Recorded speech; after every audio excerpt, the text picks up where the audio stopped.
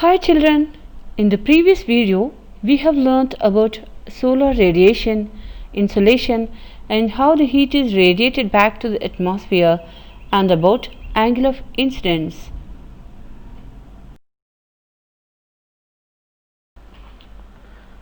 In this video we shall learn about why there is difference in heating of land and water and why the surface of the earth is radiating back the heat received from the sun. Second chapter, Energy from the Sun, second video.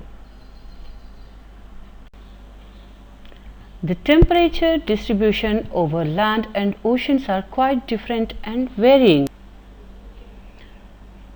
This will be very clear if we measure or record the temperature of different places over different continents and oceans. Land is considered as a good conductor of heat. Land gets heated and cooled quickly,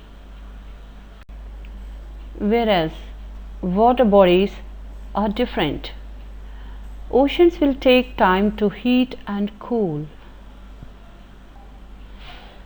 While flowing from one place to another place or from the bottom of the ocean to the surface of the ocean, waters or waves transfer heat and latent heat to one place of the ocean to the other. Hence, ocean waters are always warmer. Lands near the water bodies are neither too hot nor too cold.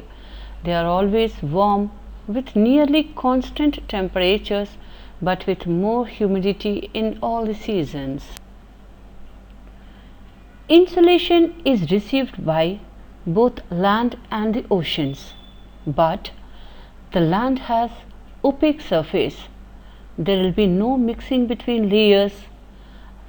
That's why most of the insolation received is used for sensible heat. That's why it radiates away the most of the insolation, and it has very lower specific heat.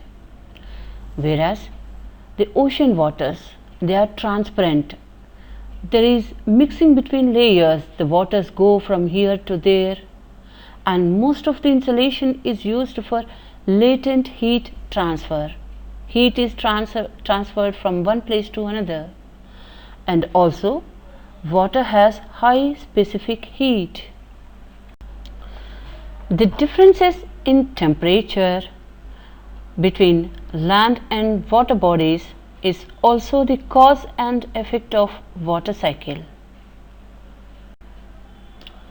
Evaporation, condensation, precipitation and collection of water also brings changes in the temperatures over the surface of the land and water bodies, whereas water bodies are different.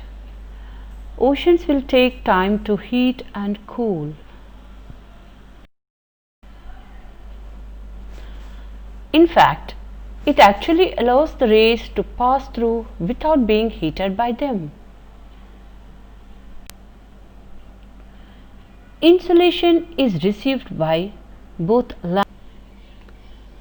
This in turn begins to radiate heat, which heats up the air around us. That is why it is warmer near the surface of the earth compared to places of higher altitudes of the atmosphere. The heat the earth receives from the sun is radiated back by the earth in different ways. As we saw, about 1/3 of it is immediately reflected back into space.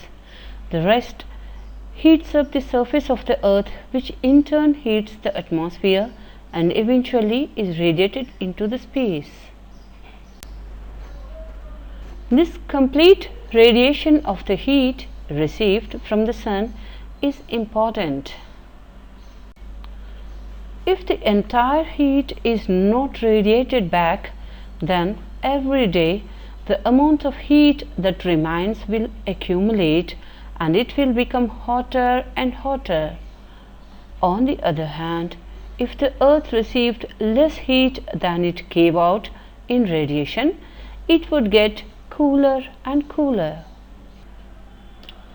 Evaporation, condensation, precipitation, and collection of water also brings changes in the temperatures over the surface of the land and water bodies.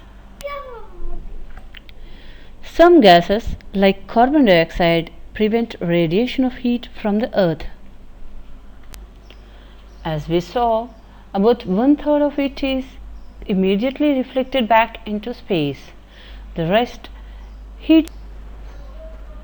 This complete radiation of the heat received from the sun is important. If the carbon dioxide proportion in the atmosphere increases, then less heat will be radiated, causing an increase in global temperatures. This results in what is called global warming.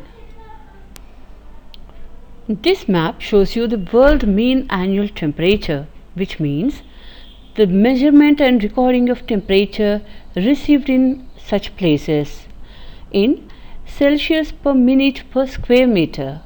For example, Libya in African continent receives the highest temperature, that is 8.8 Celsius per minute per square meter. In the same way, polar regions receive the lowest temperature, that is 2.5 degrees Celsius per minute per square meter. Hence, you can easily understand how our Mother Earth protects us and protects itself from the danger of high temperatures. But mankind should also try to protect Mother Earth and his life as well as that of his fellow beings. The heat the earth receives from the sun is radiated back by the earth in different ways.